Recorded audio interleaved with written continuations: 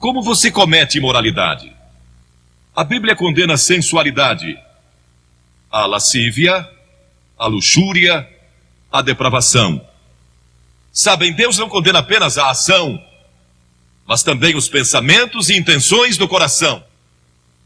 E estamos sob a sentença de morte por causa disso. Psicólogos declaram que em qualquer batalha entre a imaginação e a vontade...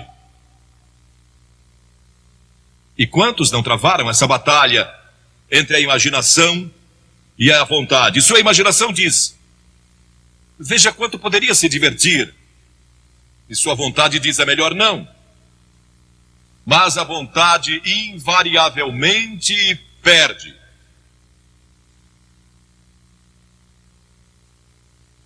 A imaginação vai vencer. Agora, como pode um jovem ter vitória sobre isso? Porque a Bíblia diz, em 1 Pedro 2,11, que devemos nos abster das paixões carnais que fazem guerra contra a alma. Como você pode se abster com esses impulsos dentro de você, se tem esse tremendo desejo alimentado pela televisão e pelas revistas e onde quer que você olhe?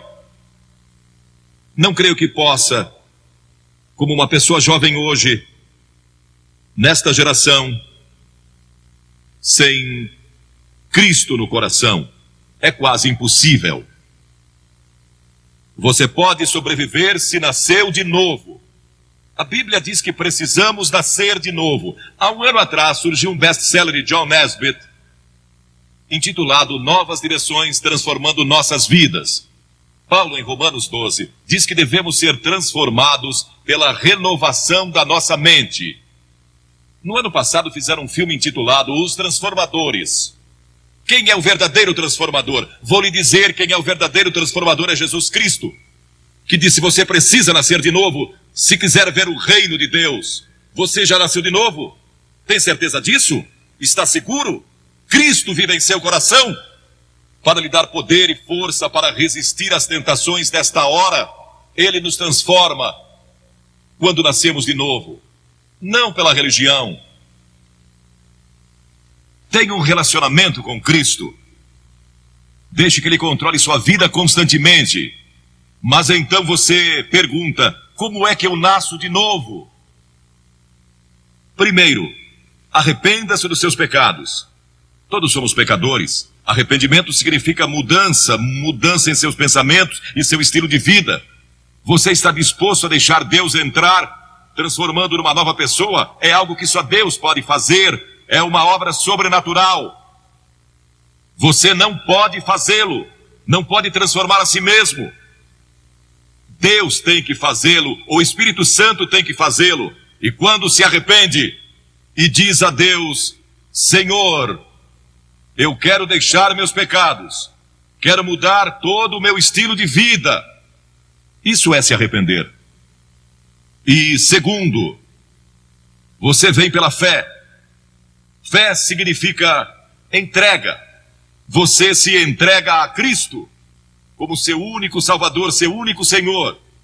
E Ele entra em seu coração pelo Espírito Santo. E Ele lhe dá um poder que você normalmente não teria. Um poder para resistir às tentações, poder para produzir o fruto do Espírito e verdadeiro amor, alegria e paz em seu coração. E então você estuda a palavra de Deus, o passo seguinte. Isso se torna a sua fonte de força.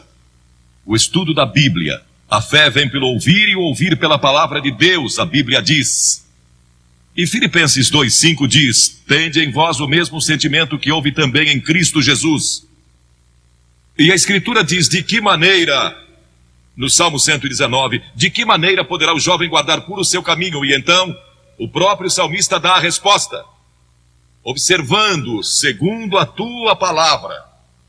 Estude as Escrituras, estude a Bíblia, e isso lhe dará uma força que você nunca teve antes. E terceiro, busque pureza espiritual. E isso significa gastar tempo em oração. Jesus disse no Sermão do Monte: bem-aventurados os limpos de coração, porque eles e só eles verão a Deus. Pureza de coração é só através de Cristo. E quarto, obediência. Aquele que tem os meus mandamentos e os guarda, esse é o que me ama. Você guarda meus mandamentos? 2 Timóteo 2:22 diz: foge das paixões da mocidade. Foge delas quando o diabo vem com cobiça e tentação. Fuja. Duas coisas: cite as Escrituras e você vai ver como isso é importante. Cite as Escrituras e fuja daquela tentação. E Paulo disse na Bíblia: não vos sobreveio tentação que não fosse humana, mas Deus é fiel, e não permitirá que sejais tentados além das vossas forças. Pelo contrário, juntamente com a tentação, vos proverá livramento, de sorte que a possais suportar. Sempre que você for tentado, lembre-se disso. Todo ser humano passou por esta mesma tentação antes, inclusive Jesus. E Deus sempre provê um escape. Portanto, não há desculpa. Você não poderá comparecer diante do juízo dizendo que não teve poder para resistir. Deus provê um meio de escape. No momento em que a tentação vier, lembre-se disso. Deus lhe deu um meio de escapar dela. Procure-o e o encontrará. Pois foi prometido em 1 Coríntios 10:13. Agora, estes princípios não são apenas para os jovens, são para os adultos também. Todos nós precisamos desses princípios em todas as fases da nossa vida. Paulo, escrevendo ao jovem Timóteo, disse: conserva-te a ti mesmo puro. Conserva-te puro. Quantos de nós aqui somos puros? Basta viver dia a dia nesta nossa sociedade saturada pelo sexo para sentir impureza nos contaminando. Nunca houve uma geração como esta. Viveram assim em Sodoma, em Gomorra, e em Roma e em outras civilizações do passado, mas nunca tivemos a página impressa com isso diariamente. Nunca tivemos a televisão, nunca tivemos filmes, nem tantas outras coisas lançadas sobre nós da forma que vemos hoje. Nunca houve uma geração que tivesse tanta necessidade do poder de Cristo em seu coração para resistir como esta geração. Quando José foi tentado, e aquela mulher, a esposa de Potifar, tentou segurá-lo e convencê-lo a ir para a cama com ela, ele a deixou e fugiu. E a Escritura diz que deixou as vestes nas mãos dela. E José pensou que estava perdendo tudo, porque tinha subido ao posto máximo do império comercial de Potifar. Foi lançado na prisão, mas não sabia que Deus tinha sua mão sobre ele o tempo todo, e sempre que você resiste, Deus está guardando você, e vai estar ali para ajudá-lo. Agora, esta pobre mulher que tinha sido arrastada pelos fariseus e saduceus e condenada, tinha sido surpreendida em adultério. De acordo com a lei de Moisés, ela e o homem que estava com ela mereciam morrer. O castigo era duro sob a lei de Moisés. Mas todos ali se sentiram condenados por causa dos seus próprios pecados quando leram os 10 mandamentos ou o que Jesus estava escrevendo. Foram convencidos do seu pecado, talvez de orgulho, ou idolatria, ou cobiça, ou mentira, e são pecados diante de Deus tanto quanto imoralidade. E muitos de nós aqui hoje talvez não sejamos culpados de adultério ou fornicação, mas somos culpados de muitas outras coisas. Satanás às vezes nos leva a pensar: bem, eu não sou imoral, então este sermão não é para mim. Esta mensagem é para todos aqui, porque todos pecamos e estamos destituídos da glória de Deus, e talvez seu problema seja orgulho ou hipocrisia.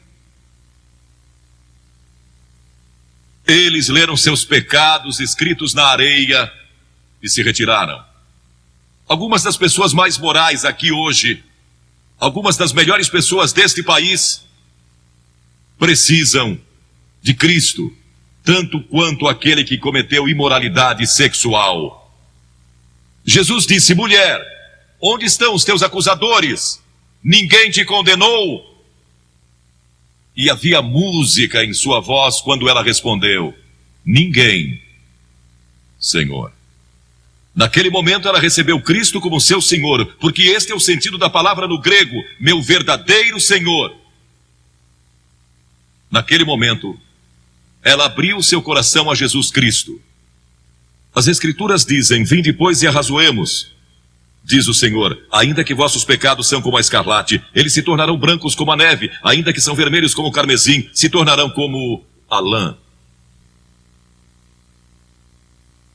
Como pode ser isso? Por causa da cruz. Quando Cristo morreu na cruz, ele levou o nosso pecado e pecados. E há uma diferença entre pecado e pecados, plural. Pecado é a doença que temos, é a raiz. E dela vem os pecados: orgulho, lascívia, cobiça, inveja, o que quer que seja.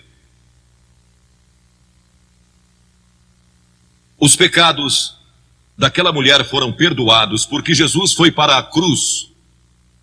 E nossos pecados podem ser perdoados porque ele levou esses pecados sobre a cruz por nós. E Deus o ressuscitou dos mortos, e ele está vivo hoje. E está pronto para entrar em seu coração e transformar sua vida. E então Jesus deu a essa mulher esperança para o futuro. Ele disse: vai e não peques mais. Volte para a sua cidade, volte para os seus amigos, volte para a sua velha vizinhança, volte para todos os lugares por onde você andou e não peques mais, porque eu estarei com você, dando-lhe força e poder para resistir às tentações. A Bíblia diz que o próprio Jesus foi tentado em todas as coisas à nossa semelhança, mas sem pecado. Seu passado pode ser perdoado e você pode ter um poder especial para resistir ao pecado no futuro. Você já recebeu a Cristo em seu coração? Talvez diga: bem, Billy, eu fui batizado e fui confirmado conforme a tradição da minha igreja. Você vive uma vida reta e realmente não é má pessoa. Mas no fundo do seu coração realmente não conhece a Cristo, não tem certeza disso, ou talvez você seja a pior pessoa de sua cidade e está vivendo hoje. Ele perdoará você, se você deixar. Ele morreu por você, verteu seu sangue por você e foi pendurado na cruz. E puseram pregos em suas mãos e uma coroa de espinhos na cabeça. E o sangue jorrou das feridas. E ele clamou: Deus meu, por que me desamparaste? E curvou sua cabeça e disse: está consumado. O caminho da salvação agora está completo. E ele foi recebido de volta no céu, para onde nós iremos um dia. Se eu morrer hoje, sei que vou estar com ele lá. Tenho certeza disso. Não porque eu mereça. Não sou uma boa pessoa nesse sentido. Não sou bom que chega para ir ao céu. Não é porque eu li a Bíblia ou preguei em reuniões como esta. Não vou para o céu por causa disso. Vou para o céu por causa do que Cristo fez, e você pode ir para o céu da mesma forma. E pode receber perdão dos seus pecados. E pode ter poder em sua vida para resistir à tentação quando ela vier. Você diz: que devo fazer? Como eu disse há pouco, disponha-se a dar as costas ao pecado e se arrepender. Segundo, pela fé, receba a Cristo. Essa palavra fé é mais do que você pode conceber. Significa dedicação. Eu me entrego.